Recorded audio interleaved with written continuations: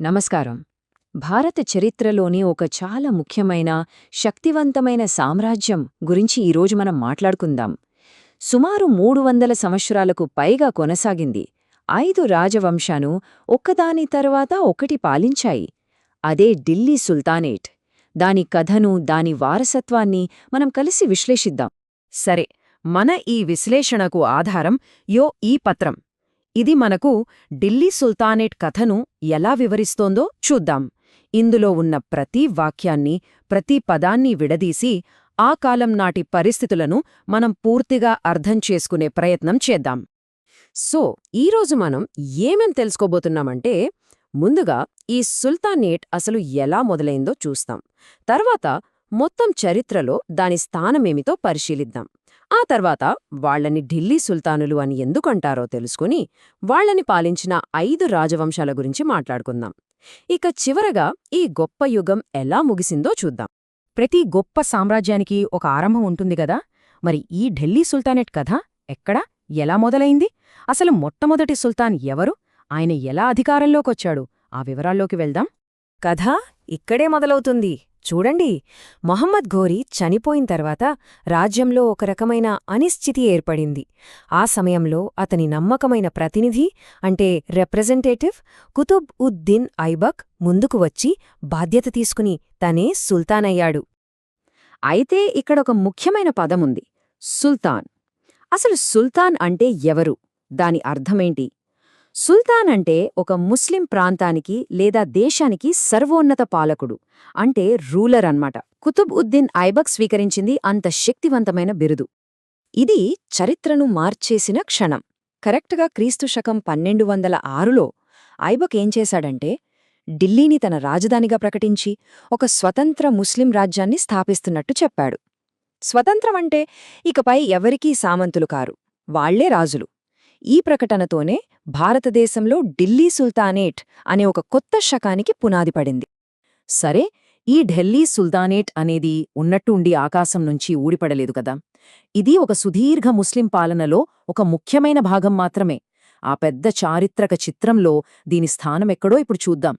మన ఆధారమేం చెప్తోందంటే, 1206లో ఈ సుల్తానేట్ మొదలైనప్పటినుంచి 1857లో సిపాయిల తిరుగుబాటు జరిగే వరకు, అంటే సుమారుగా 650 ఏళ్లకు పైగా ఈ ప్రాంతంలో ముస్లిం పాలన కొనసాగింది.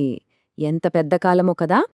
ఇంత సుదీర్ఘ కాలాన్ని సులభంగా అర్థం చేసుకోవడానికి చరిత్రకారులేం చేశారంటే, దాన్ని 2 భాగాలుగా విడగొట్టారు. మొదటిది మనం మాట్లాడుకుంటున్న ఢిల్లీ సుల్తానుల యుగం. ఇది 1206 నుంచి 1526 వరకు సాగింది. ఇక దాని తర్వాత మనందరికీ తెలిసిన ప్రసిద్ధ మొఘల్ యుగం మొదలైంది. ఇది 1526 నుంచి 1857 వరకు కొనసాగింది. ఇంతకీ ఈ పాలకులను ప్రత్యేకంగా ఢిల్లీ సుల్తానులు అని ఎందుకు పిలుస్తాం? వేరే ఏ పేరు లేదా? ఆ పేరు వెనుకున్న కారణం చాలా సింపుల్, ఇంకా ఆసక్తికరంగా ఉంటుంది. కారణం చాలా స్పష్టంగా ఉంది కదా.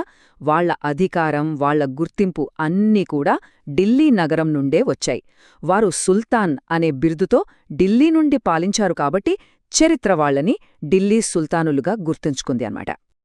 ఇప్పుడు మనం ఢిల్లీ సుల్తానేట్ కథలో అసలైన భాగానికి, దాని హృదయంలోకి ప్రవేశిస్తున్నాం. ఒకరు కాదు, ఇద్దరు కాదు, ఏకంగా 5 రాజవంశాలు ఒకదాని తర్వాత ఒకటిగా ఢిల్లీ సింహాసనాన్ని అధిష్ఠించాయి. వాళ్ల ప్రయాణం ఎలా సాగిందో చూద్దాం. ఈ టైంలైన్ ఒకసారి గమనించండి. దాదాపు 320 సంవత్సరాల కాలంలో 5 వేర్వేరు రాజవంశాలు ఒకదాని తరువాత ఒకటిగా ఢిల్లీని పాలించాయి. ఇప్పుడు మనం ఒక్కో రాజవంశం గురించి కొంచెం క్లుప్తంగా తెలుసుకుందాం. సుల్తానేట్ ప్రయాణం 1206లో బానిసా లేదా ఇల్బరీ రాజవంశంతో మొదలైంది. వీళ్ళకా పేరెందుకొచ్చిందంటే, ఈ వంశస్థాపకులు మొదట్లో సైనిక బానిసలుగా ఉండి తమ ప్రతిభతో అంత పెద్ద స్థాయికి ఎదిగారన్నమాట. వీరి పాలన 1290 వరకు సాగింది. సరే, బానిస వంశం తర్వాత అధికారంలోకి వచ్చింది ఖిల్జీ రాజవంశం. వీళ్లు 1290 నుండి 1320 వరకు పాలించారు. ఆ తర్వాత వచ్చింది తుగ్లక్ రాజవంశం. వీళ్ళు ఢిల్లీ సుల్తానేటు చరిత్రలోనే అందరికంటే ఎక్కువ కాలం పాలించారు. చూడండి, 1320 నుంచి 1414 వరకు, అంటే దాదాపు ఒక 100 సంవత్సరాలు. తుగ్లక్ల తర్వాత 1414లో సయ్యద్ రాజవంశం వచ్చింది. వీళ్ల పాలన 1451 వరకు సాగింది. ఇక చివరిగా ఢిల్లీ సుల్తానేట్ని పాలించిన ఆఖరి రాజవంశం లోడీ రాజవంశం 1451లో మొదలై 1526లో వీరి పాలన ముగిసింది. దీంతో ఢిల్లీ సుల్తానేట్ అనే ఒక పెద్ద శకం కూడా ముగిసిపోయింది. మొత్తం కలిపి ఈ 5 రాజవంశాలు 320 సంవత్సరాలు పాలించాయి. 3 శతాబ్దాలకు పైగా. ఇది కేవలం ఒక సంఖ్య కాదు, తరతరాలుగా కొనసాగిన ఒక గొప్ప వారసత్వమిది. ప్రతి యుగానికి ఒక ముగింపుంటుంది కదా, అలాగే ఈ 320 ఏళ్ల సుదీర్ఘ పాలన కూడా ముగిసింది. మరి అది ఎలా ముగిసింది? వాళ్ల తర్వాత ఎవరు వచ్చారు? ఆ అధికార మార్పిడి కథను ఇప్పుడు చూద్దాం. ఈ అధికార మార్పిడి ఎలా జరిగిందో మన ఆధారం చాలా స్పష్టంగా చెప్తోంది. చూడండి, బానిస రాజవంశంతో ఈ యుగం మొదలైంది. ఇక చివరి రాజవంశమైన లోడీల పతనంతో ఈ యుగం ముగిసింది. మరి ఆ తర్వాత ఏమైంది? అప్పుడు భారతదేశ చరిత్రలోకి మరొక గొప్ప శక్తి, మరొక గొప్ప సామ్రాజ్యం వచ్చింది. అదే మొఘల్ సామ్రాజ్యం. భారత చరిత్రలో కొన్ని కథలు వింటుంటే అస్సలు నమ్మశక్యంగా ఉండవు. బానిసగా అమ్మబడిన ఒక వ్యక్తి ఏకంగా ఒక సామ్రాజ్యానికే పునాది వేయటం ఊహించగలమా? అలాంటి ఒక అసాధారణమైన కథే ఈరోజు మనం తెలుసుకోబోయేది. ఆయనే కుతుబ్ ఉద్దీన్ ఐబక్. ఆలోచించండి, ఒక బానిస సుల్తాన్గా ఎలా మారగలిగాడు? అసలు ఎలాంటి పరిస్థితులు అతనికి దారిచూపాయి? ఈ నమ్మశక్యం కాని ప్రయాణం వెనకున్న అసలు కథేంటో పదండి తెలుసుకుందాం. మన కథానాయకుడు కుతుబుద్దీన్ ఐబక్, భారతదేశంలో బానిస వంశాన్ని స్థాపించిన మొదటి సుల్తాన్. అవును, భారతదేశంలో బానిస వంశానికి పునాది వేసింది ఇతనే. కాని ఇక్కడ ఆసక్తికరమైన విషయమేంటంటే అతని పాలనాకాలం చాలా చిన్నది, కేవలం 4 సంవత్సరాలు. అంటే క్రీస్తు శకం 1206 నుండి 1210 వరకు మాత్రమే. అయినా సరే ఆ కొద్ది కాలంలోనే రాబోయే కొన్ని వందలేళ్లపాటు ఢిల్లీని పాలించిన సుల్తానేట్కు చాలా బలమైన పునాదులు వేశాడు. మరి ఇంతకీ ఈ ఐబక్ ఎక్కడ్నించొచ్చాడు? ఒక సామ్రాజ్యాన్ని స్థాపించే స్థాయికి రాకముందు అతని జీవితం ఎలా ఉండేది? అతను పుట్టుకతో ఏ రాజవంశానికి చెందినవాడు కాదు. నిజానికే అతని కథ మహమ్మద్ ఘోరీ అనే ఒక పాలకుడికి బానిసగా అమ్మబడటంతో మొదలయ్యింది. అది అతని జీవితంలో ఒక అతిపెద్ద, కీలకమైన మలుపు. అతని మూలాల గురించి చూస్తే అతను టర్కిక్ మూలాలున్న ఇల్బరీ అనే తెగకు చెందినవాడు. ఆ రోజుల్లో ఈ తెగవాళ్లు వాళ్ల సైనిక నైపుణ్యాలకు, ధైర్యానికి చాలా ప్రసిద్ధి. బహుశా ఈ నేపథ్యమే అతని ఎదుగుదలకు బాగా ఉపయోగపడి ఉంటుంది. అతని ఎదుగుదల ఒకసారి గమనిస్తే 1192లో జరిగిన రెండవ తరైన్ యుద్ధం అతని జీవితంలో ఒక టర్నింగ్ పాయింట్. ఆ యుద్ధంలో మహమ్మద్ ఘోరీ గెలిచాక ఐబక్ మీద ఎంతో నమ్మకంతో భారతదేశంలో తాను గెలిచిన ప్రాంతాల బాధ్యతను అప్పగించాడు. ఐబక్ ఆ నమ్మకాన్ని నిలబెట్టుకున్నాడు. అంతేకాదు, ఉత్తర భారతదేశంలో ఇంకా కొత్త ప్రాంతాలను గెలిచి ఘోరీ సామ్రాజ్యాన్ని విస్తరించాడు. అతని ప్రతిభను, విశ్వాసాన్ని చూసి ఘోరీ భారతదేశంలోని తన మొత్తం వ్యవహారాలకు ఐబక్ను రాజప్రతినిధిగా నియమించాడు. అంటే తన తర్వాత తనే అన్నమాట. ఇక ఇప్పుడు తన యజమాని నీడలోంచి బయటకొచ్చి ఐబక్ స్వతంత్ర పాలకుడిగా ఎలా మారాడో చూద్దాం. సంవత్సరం 1206. ఈ ఒక్క ఏడు ఐబక్ జీవితాన్నే కాదు, భారతదేశ చరిత్రగతిని కూడా మార్చేసింది. మహమ్మద్ ఘోరీ హఠాత్తుగా మరణించడంతో ఉత్తర భారతదేశంలో ఒక అధికార శూన్యత ఏర్పడింది. ఈ అవకాశాన్ని ఐబక్ చాలా తెలివిగా తనకు అనుకూలంగా మార్చుకున్నాడు. వెంటనే తనను తాను స్వతంత్ర పాలకుడిగా, భారతదేశానికి సుల్తాన్గా ప్రకటించుకున్నాడు. ఇక్కడ మనం గమనించాల్సిన ఒక ముఖ్య విషయముంది. అతను సింహాసనాన్ని బలవంతంగా లాక్కోలేదు. అప్పటికే ఒక సమర్థుడైన పాలకుడిగా, గొప్ప సేనాధిపతిగా అతనికి మంచి పేరుంది. దానివల్ల లాహోర్ నగర పౌరులే స్వయంగా వచ్చి మీరే మమ్మల్ని పాలించాలి అని ఆహ్వానించారు. చరిత్రలో ఈ ముఖ్యమైన ఘట్టం ఎప్పుడు జరిగిందో కూడా మనకు తెలుసు. జూన్ 24, 1206న అతను లాహోర్లో అధికారికంగా సుల్తాన్గా పట్టాభిషేకం చేసుకున్నాడు. అతని పట్టాభిషేకం కేవలం ఒక వ్యక్తి అధికారం చేపట్టడం మాత్రమే కాదు, అది భారతదేశంలో ఢిల్లీని కేంద్రంగా చేసుకుని ఒక సుల్తానేట్ పాలనకు పునాది వేసిన చారిత్రక ఘట్టం. సరే, మరి రాజ్యాన్ని స్థాపించడమే కాదు, ఒక పాలకుడిగా అతను ఎలా ఉన్నాడో తెలుసుకుందామా? సైనిక విజయాలు, రాజకీయాలు ఇవన్నీ పక్కన పెడితే ఒక పాలకుడిగా ఐబక్ వ్యక్తిత్వం ఎలాంటిది? ప్రజలు అతన్ని ఎలా చూసేవారు? ఎలాంటి వారసత్వాన్ని మిగిల్చివెళ్లాడు? అతని పాలనలో ప్రజలు అతన్ని ఎంతగానో ఇష్టపడేవారట. ముఖ్యంగా అతను చాలా ఉదారంగా దానధర్మాలు చేసేవాడు. అందుకే ప్రజలు అతనికి ప్రేమతో ఒక బిరుదు ఇచ్చారు, అదే లాఖ్ బక్ష్. ఇంతకీ లాఖ్ బక్ష్ అంటే ఏంటి? చాలా సింపుల్, లక్షలు ఇచ్చేవాడు అని అర్థం. అతని దాతృత్వానికి ఇంతకన్నా మంచి నిదర్శనం ఏముంటుంది? ఆ కాలం నాటి చరిత్రకారుడు మిన్హాజ్ ఉస్సిరాజ్ దీని గురించి ఇంకా వివరంగా చెప్పాడు. లక్షలు అంటే బంగారం, వెండి కాదు, లక్షల కొద్దీ రాగి నాణేలు అంటే ఆ కాలంలో జిటాల్స్ అనేవాళ్లు. వాటిని దానం చేసేవాడని దాని అర్థం. అతని కీర్తి కేవలం దానధర్మాలతోనే ఆగిపోలేదు. తన పాలనకు శాశ్వతమైన గుర్తుగా నిలిచిపోయేలా అతను అద్భుతమైన కట్టడాలు నిర్మించాడు. అతని వారసత్వం ఇప్పటికీ మనం ఢిల్లీ, అజ్మీర్లలో చూడొచ్చు. రాళ్ల రూపంలో అది సజీవంగా ఉంది. అతను నిర్మించిన కట్టడాల్లో ముఖ్యమైనవి ఏవంటే, ఢిల్లీలో ముస్లిం పాలనకు విజయచిహ్నంగా కుతుబ్ మినార్ నిర్మాణాన్ని మొదలుపెట్టింది ఐబకే. దానితోపాటు ఢిల్లీలో కువ్వత్ ఉల్ ఇస్లాం మసీదును, అజ్మీర్లో అధాయ్ దిన్ కా ఝోంప్రా మసీదును నిర్మించాడు. ఇవి కేవలం భవనాలు కావు, కొత్తగా ఏర్పడిన సుల్తానేట్ యొక్క శక్తికి, ప్రతిష్టకు నిలువుటద్దాలు. ఇంత గొప్ప చరిత్ర ఉన్న ఐబక్ జీవితం ఎలా ముగిసింది? అతని ప్రయాణం చివరి దశకు వచ్చేసింది. అది చాలా హఠాత్తుగా, ఊహించని విధంగా. సంవత్సరం 1210. అతని అద్భుతమైన ప్రస్థానం ముగిసిపోయిన సంవత్సరం. అతని మరణం యుద్ధభూమిలో శత్రువులతో పోరాడుతూ రాలేదు. తను ఎంతో ఇష్టంగా ఆడే చౌగాన్ అనే ఆట ఆడుతున్నప్పుడు జరిగింది. ఇప్పుడు మనం పోలో అంటున్నాం కదా, అలాంటిదే ఆ ఆట. ఆడుతున్నప్పుడు గుర్రం పైనుంచి పడి తీవ్రంగా గాయపడి మరణించాడు. అతని జీవితంలోని వైరుధ్యాన్ని ఒక్కసారి చూడండి. ఒకవైపు బానిస స్థాయి నుంచి ఒక రాజవంశ స్థాపకుడిగా ఎదిగిన అసాధారణ ప్రయాణం, మరోవైపు ఒక ఆట ఆడుతూ ప్రమాదవశాత్తు ప్రాణాలు కోల్పోయిన సుల్తాన్. అతని ఆకస్మిక మరణం తర్వాత అతని అల్లుడు, మరో సమర్థుడైన వ్యక్తి ఇల్తుత్మిష్ సింహాసనాన్ని అధిష్ఠించాడు. నమస్కారం. ఢిల్లీ సుల్తానేట్ చరిత్ర గురించి మాట్లాడితే ఎంతోమంది రాజులు, సుల్తానులు గుర్తొస్తారు కదూ. కాని కేవలం ఒక సైనిక విజయాన్ని ఒక శాశ్వత సామ్రాజ్యంగా మార్చిన ఒక వ్యక్తి ఉన్నాడు. ఆయనే ఇల్టుట్మిష్. ఆయన కేవలం ఒక సుల్తాన్ మాత్రమే కాదు, అంతకు మించి ఒక గొప్ప సామ్రాజ్య నిర్మాత. మరి ఆయన కథ ఏంటి? ఆయన ఘనత ఏంటి? పదండి, ఈరోజు మనం దాని గురించే వివరంగా తెలుసుకుందాం. ఒక్కసారి ఆలోచించండి. ఒక యుద్ధం గెలిచి ఒక ప్రాంతాన్ని జయించడం ఒక ఎత్తు, కాని ఆ గెలుపును నిలబెట్టుకుని దాన్ని ఒక పెద్ద సామ్రాజ్యంగా నిర్మించడం అది పూర్తిగా వేరే విషయం. అసలు అలా చెయ్యాలంటే ఏం కావాలి? ఏముంటే ఒక విజయం సామ్రాజ్యంగా మారుతుంది? ఈ ప్రశ్నకు సమాధానమే మన ఇవాల్టి చర్చకు ఆధారం. ఆ సమాధానం మనకు ఇల్టుట్మిష్ జీవితంలోనే దొరుకుతుంది. ఓస్, ఈయనే షమ్స్ ఉద్దీన్ ఇల్టుట్మిష్.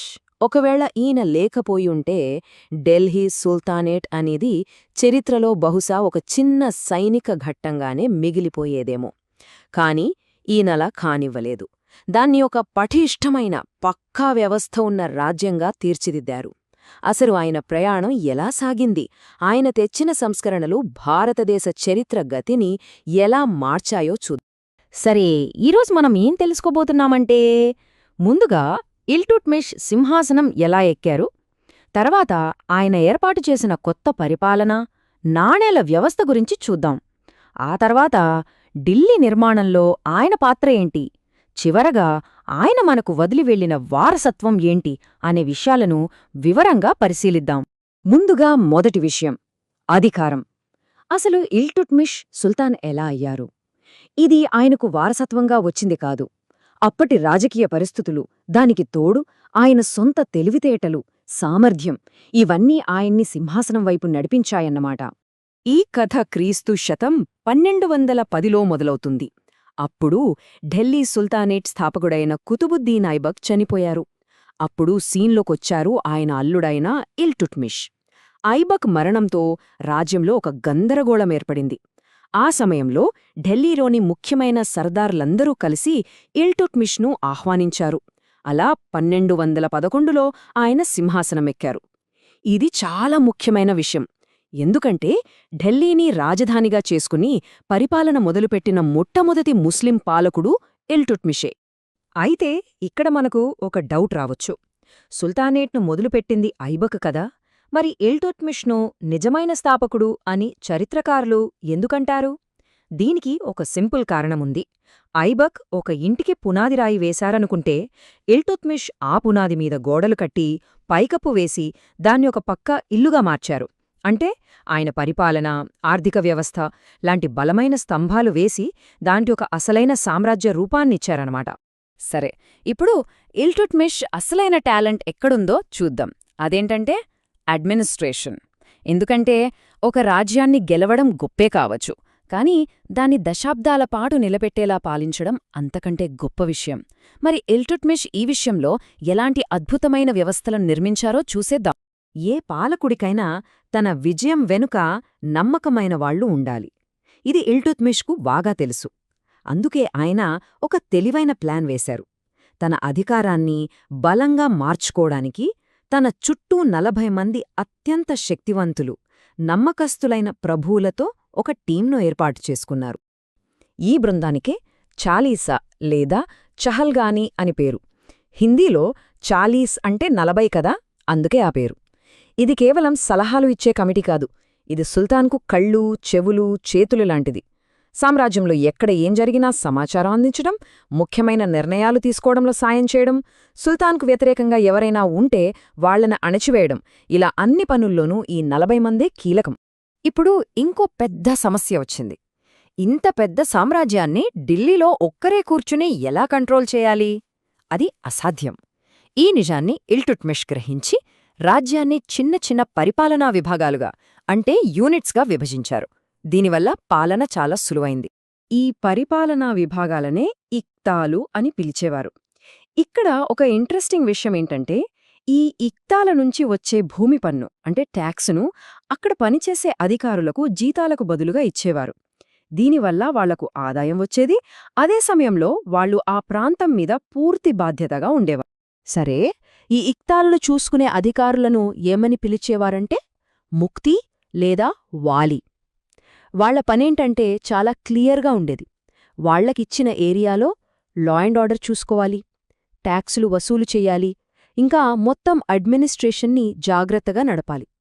ఇలా ఈ ఇక్తా సిస్టమ్ అనేది అటు అడ్మినిస్ట్రేషన్ని, ఇటు ఎకానమీని రెండింటిని కలిపి సుల్తానేట్కు ఒక బ్యాక్ బోన్లా నిలబడింది. బలమైన పరిపాలన తర్వాత ఇల్టుట్మిష్ దృష్టి ఆర్థిక వ్యవస్థ మీద పడింది. ఆయన తెచ్చిన మరొక పెద్ద సంస్కరణ నాణేల వ్యవస్థ.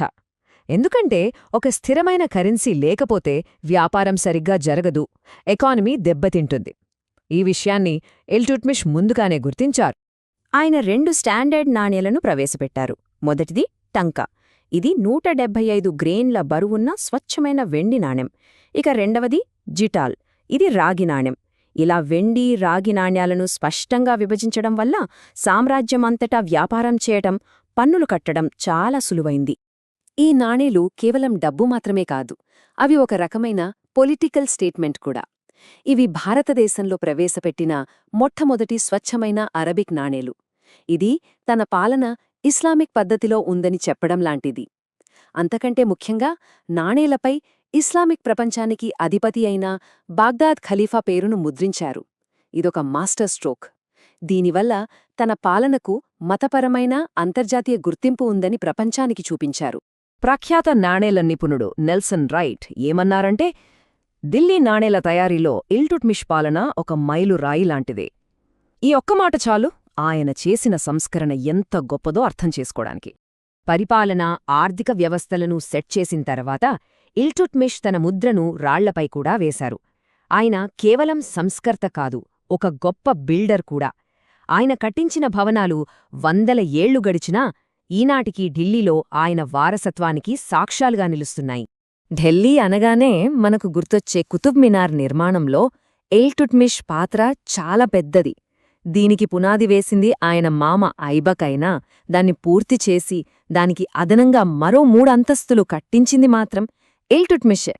కుతుబ్ మినార్ మాత్రమే కాదు, ఆయన మరికొన్ని ముఖ్యమైన కట్టడాలను కూడా నిర్మించారు. వాటిలో ఒకటి ఢిల్లీలోని మెహ్రౌలీలో హౌజ్-ఈ-షమ్సీ అనే ఒక పెద్ద నీటి ట్యాంకు. ఇది అప్పటి నగరం నీటి అవసరాలను తీర్చింది. రెండవది ఢిల్లీలో తనకోసం స్వయంగా కట్టించుకున్న ఒక అద్భుతమైన సమాధి. ఇది ఇప్పటికీ ఒక ముఖ్యమైన టూరిస్ట్ ప్లేస్గా ఉంది. ఇక చివరగా ఇల్టుట్మిష్ పాలన మొత్తం ప్రభావం ఏంటి, ఆయన వదిలివెళ్లిన శాశ్వత వారసత్వం ఏంటి అనే విషయాలను చూద్దాం. ఆయన కేవలం ఒక పాలకుడిగా మిగిలిపోలేదు, ఒక సామ్రాజ్య నిర్మాతగా చరిత్రలో నిలిచిపోయారు. ఒక్కసారి ఆయన జీవితాన్ని చూస్తే ఒక బానిసగా మొదలై అల్లుడై ఆ తర్వాత ఒక సుల్తాన్గా ఎదిగారు. కాని అక్కడితో ఆగలేదు. చేతికి వచ్చిన బలహీనమైన రాజ్యాన్ని తన పరిపాలనా సంస్కరణలతో, ఆర్థిక వ్యవస్థతో, నిర్మాణ దార్శనికతతో ఒక సుస్థిర సామ్రాజ్యంగా మార్చారు. ఆయన వేసిన ప్రతి అడుగు ఆయన విజన్కి నిదర్శనం. కాబట్టి ఇల్తుత్మిష్ వారసత్వాన్ని మనం 4 బలమైన స్తంభాలుగా గుర్తుంచుకోవచ్చు. మొదటిది రక్షణ. భయంకరమైన మంగోలుల దండయాత్రల నుండి ఢిల్లీని కాపాడారు. రెండవది గుర్తింపు. ఖలీఫా నుండి హిందుస్థాన్ సుల్తాన్ అనే బిరుదు పొంది తన పాలనకు చట్టబద్ధత తెచ్చుకున్నారు. మూడవది నిర్మాణం. కుతుబ్మినార్ లాంటి కట్టడాలతో ఢిల్లీకి కొత్త రూపు ఇచ్చారు. నాలుగవది అన్నింటికంటే ముఖ్యమైనది పునాది. ఇక్తా, టంకా లాంటి వ్యవస్థలతో సుల్తానేట్ రాబోయే 100 ఏళ్లపాటు నిలబడటానికి అవసరమైన పరిపాలనా, ఆర్థిక పునాదులు వేశారు. భారత చరిత్రలో అత్యంత శక్తివంతమైన పాలకులలో ఒకరు మహిళ అంటే ఆశ్చర్యంగా ఉంది కదూ? అవును, ఈరోజు మనం ఢిల్లీ సుల్తానుల కాలం నాటి ఒక అసాధారణమైన కథను చూడబోతున్నాం. ఇది కేవలం ఒక రాణి కథ కాదు, అప్పటి సంప్రదాయాలను ధిక్కరించి చరిత్ర గతిని మార్చేసిన రజియా సుల్తానా అనే ఒక ధైర్యవంతురాలి గాథ. సరే, మరి ఈ అద్భుతమైన ప్రయాణంలోకి వెళ్దామా? ఈ విశ్లేషణలో మనం కొన్ని ముఖ్యమైన విషయాలు తెలుసుకోబోతున్నాం. ముందుగా రజియా అధికారంలోకి రావడానికి అప్పటి పరిస్థితులు ఎలా దోహదపడ్డాయి. తర్వాత ఒక మహిళగా సింహాసనం ఎక్కి దాన్ని నిలబెట్టుకోవడానికి ఆమె ఎలాంటి సాహసోపేతమైన పనులు చేసింది. ఆమె ముద్రించిన నాణేలు ఆమె పాలన గురించి ఏం చెబుతున్నాయి. చివరిగా ఆమె వారసత్వాన్ని చరిత్ర ఎలా చూసింది. పదండి, ఒక్కొక్కటిగా చూద్దాం.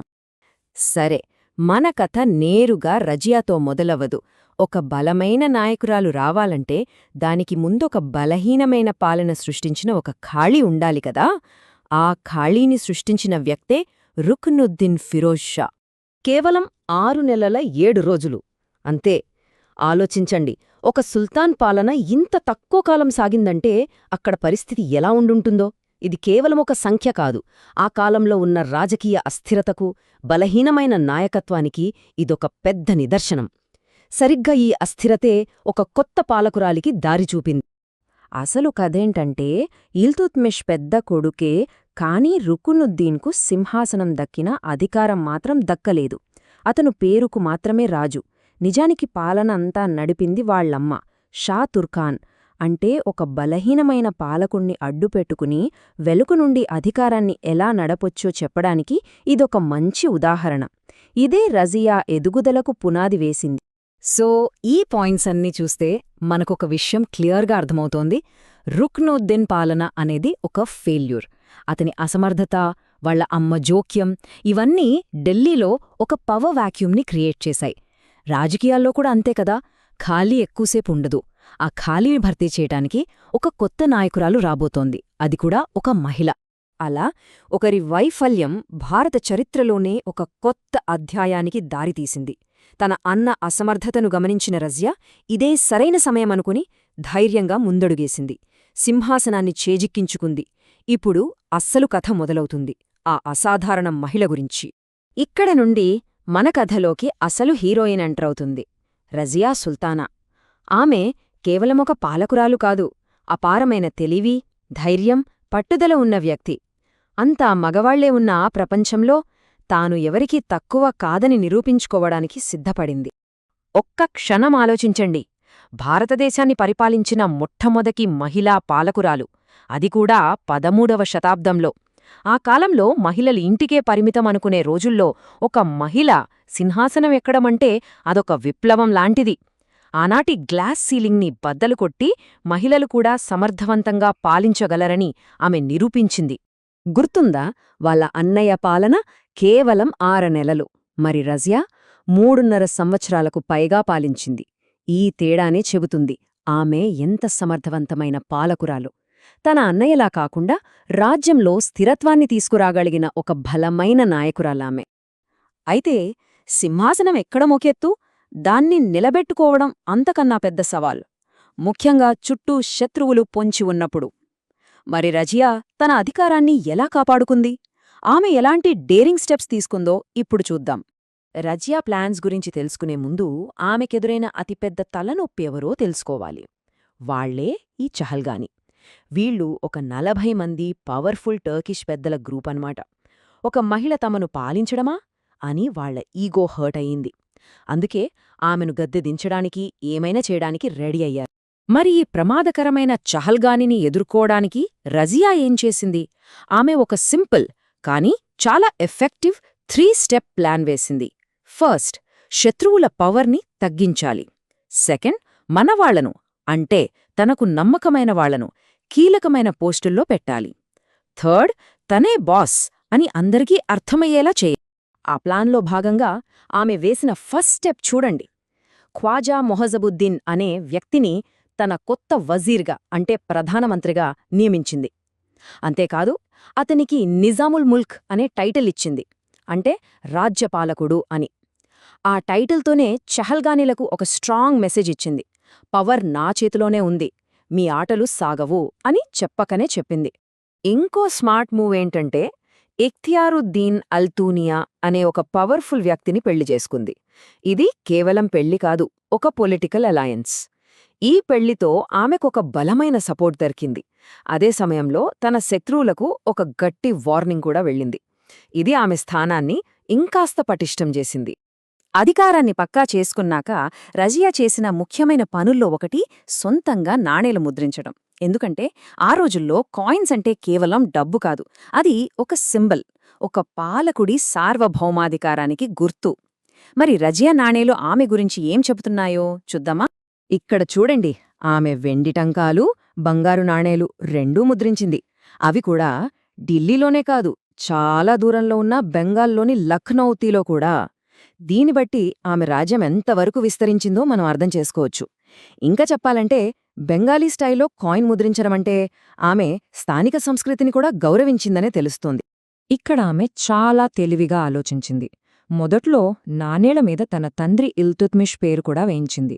ఎందుకంటే ఆ పేరుకు ఒక బ్రాండ్ వాల్యూ ఉంది. దానివల్ల తన పాలనకు ఒక చట్టబద్ధత వస్తుంది. కాని దానితో పాటే నస్రత్ అనే ఒక ఫీమేల్ టైటిల్ని కూడా యాడ్ చేసింది. అంటే నాన్నగారి వారసత్వాన్ని కొనసాగిస్తున్నా కాని పాలకురాలిని నేనే అని క్లియర్గా చెప్పినట్టు.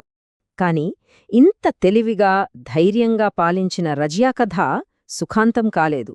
అది ఒక విషాదంతో ముగిసింది. సరే, ఇప్పుడు చివరి అంకానికొచ్చాం. ఆమె పతనానికి కారణాలేంటి? చరిత్ర ఆమెని ఎలా గుర్తుపెట్టుకుంది? అక్టోబర్ 15, 1240 ఆ రోజు ఆమెను హత్య చేశారు. ఒక గొప్ప పాలకురాలి జీవితం అర్ధాంతరంగా ముగిసిపోయింది.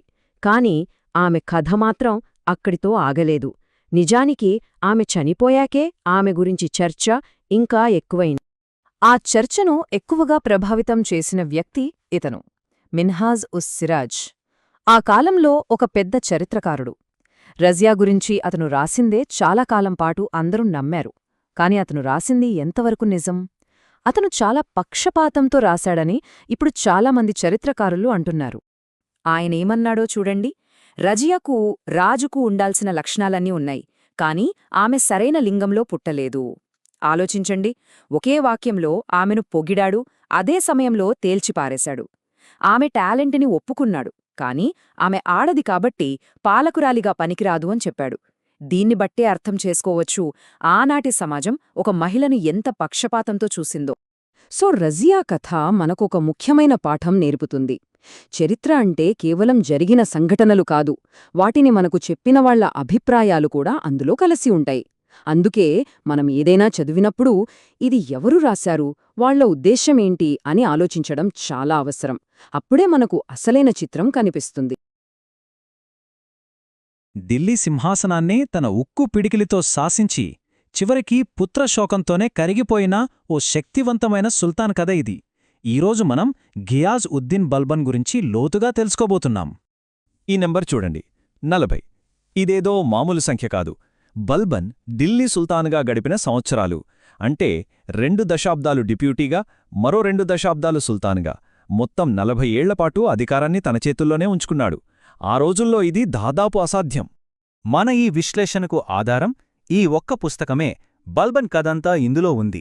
సరే, మరింకెందుకు ఆలస్యం, పదండి ఇందులోని ప్రతి వాక్యాన్ని, ప్రతి పదాన్ని విడమరిచి అసలు కథేంటో చూద్దాం. మన ప్రయాణం 4 దశల్లో సాగుతుంది. ముందుగా బల్బన్ సుల్తాన్ కాకముందే తెరవెనక అసలైన శక్తిగా ఎలా ఎదిగాడో తెలుసుకుందాం. ఆ తర్వాత అతని కఠినమైన పరిపాలనా విధానాలేంటో చూద్దాం. 3వ దశలో అతని ఆస్థానంలోని వైభవానికి, సరిహద్దుల్లోని భయానికి మధ్య ఉన్న తేరాని గమనిద్దాం. ఇక చివరిగా ఆ ఉక్కు మనిషిని కూడా కదిలించిన ఆ చివరి విషాదం గురించి మాట్లాడుకుందాం. సరే, మనం మొదటి భాగం మొదలుపెడదాం. బల్బన్ ఇంకా సుల్తాన్ కాకముందు సింహాసనం వెనుక చక్రం తిప్పిన ఆ రోజుల్లోకి వెళ్దాం. అప్పట్లో అధికారానికి కీలకమైన పదమిదే, నాయిబ్ అంటే డెప్యూటీ. చూడ్డానికి సుల్తాన్ ఎల్టుమిష్ చిన్న కొడుకైన నసీరుద్దీన్ మహ్మూద్. కాని నిజానికి అధికారం మొత్తం నడుపుతోంది మాత్రం ఈ నాయిబ్ అంటే మన బల్బన్. రాజు పేరుకే, పాలన మొత్తం ఇతనిదే అన్నమాట. కథ ఎలా సాగిందంటే 1246లో బల్బన్ చక్రం తిప్పి నసీరుద్దీన్ మహ్మూద్ను సుల్తాన్ని చేశాడు. దాదాపు 19 ఏళ్ల తర్వాత 1265లో ఆ సుల్తాన్ అనుమానాస్పదంగా చనిపోయాడు. విచిత్రమేంటంటే సుల్తాన్ చనిపోయిన అదే సంవత్సరంలో బల్బన్ సుల్తాన్ అయ్యాడు. అంతా ఎంత వేగంగా జరిగిపోయిందో చూడండి. అయితే ఈ అధికార మార్పిడి వెనుక ఒక చీకటి కోణముందని కొందరు చరిత్రకారులు గట్టిగా నమ్ముతారు. ఇబున్ బటూటా, ఇసామీ లాంటి వాళ్లు ఏకంగా ఇలా రాశారు: బల్బన్ అతనికి విషం పెట్టి సింహాసనాన్ని లాక్కున్నాడు. ఇది నిరూపించబడకపోయినా చరిత్రలో ఒక చెరగని మరకలా మిగిలిపోయింది. ఆరోపణలు ఎలా ఉన్నా బల్బన్ సింహాసనాన్ని అధిష్ఠించాడు. అప్పటినుండి అతను ఘియాజ్ ఉద్దీన్ బల్బన్గా పిలువబడ్డాడు. అతని అసలైన పాలన ఇక్కడి నుండే అధికారికంగా మొదలైంది. సరే, ఇప్పుడు మన విశ్లేషణలో 2వ భాగానికొచ్చేశాం. సుల్తాన్గా బల్బన్ తన అధికారాన్ని, తన రాజ్యాన్ని కాపాడుకోడానికి ఎలాంటి ఉక్కులాంటి విధానాలు అమలు చేశాడో చూద్దాం. సుల్తాన్ అయ్యాగా బల్బన్ తన పరిపాలనను 3 ముఖ్యమైన స్తంభాలపై నిర్మించాడు. మొదటిది, అవినీతిని ఏమాత్రం సహించేవాడు కాదు. రెండోది, తన దగ్గర పనిచేసే ఉద్యోగులు సంతోషంగా ఉండేలా అధిక జీతాలిచ్చేవాడు. ఇక మూడోది, అన్నిటికన్నా ముఖ్యమైనది, రాజ్యంలో ఏం జరుగుతోందో తెలుసుకోవడానికి ఒక పటిష్టమైన గూఢచార్య వ్యవస్థను ఏర్పాటు చేశాడు. ఇంతకీ అధిక జీతాలు ఎందుకిచ్చేవాడు? అదేదో దయాగుణంతో కాదు, అదొక మాస్టర్ ప్లాన్. అతని ఆలోచన చాలా సింపుల్. ఉద్యోగికి కావలసినంత జీతమిస్తే అతను లంచాల వైపు చూడడు, విధేయతను డబ్బుతో కొన్నాడనమాట. అతని నియంత్రణకు అసలైన రహస్య ఆయుధం ఈ బాసిద్లు. వీళ్లు మామూలు గూఢచారులు కాదు, శత్రువుల మీద కాదు, బల్బన్ సొంత మంత్రులు, అధికారుల మీదే నిఘా పెట్టేవాళ్లు.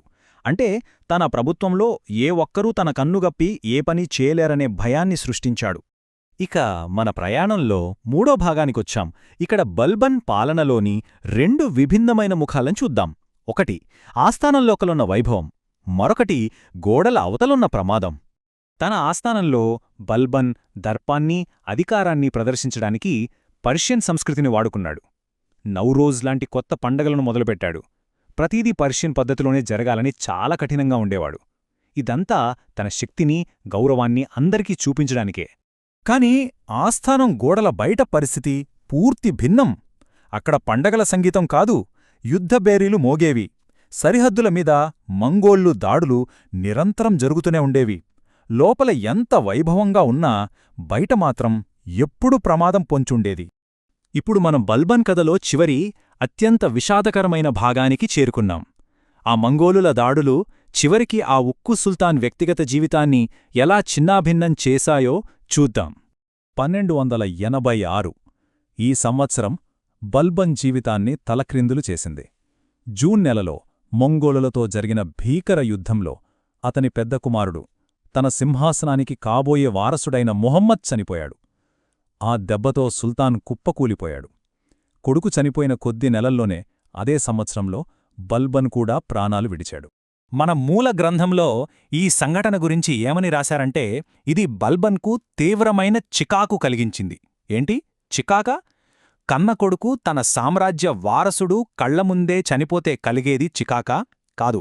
ఆ పదం ఆ తండ్రి పడిన వేదనను వర్ణించలేదు. అది అతన్ని బతకనివ్వని దుఃఖం. చివరికి జరిగింది కూడా అదే. ఏ శత్రువు కత్తికి లొంగని ఆ ఉక్కు సుల్తాన్, ఏ కుట్రకు పడిపోని ఆ రాజకీయ చాణక్యుడు కేవలం పుత్రశోకమనే దుఃఖానికి బలైపోయాడు. 1286లో గుండె పగిలి మరణించాడు.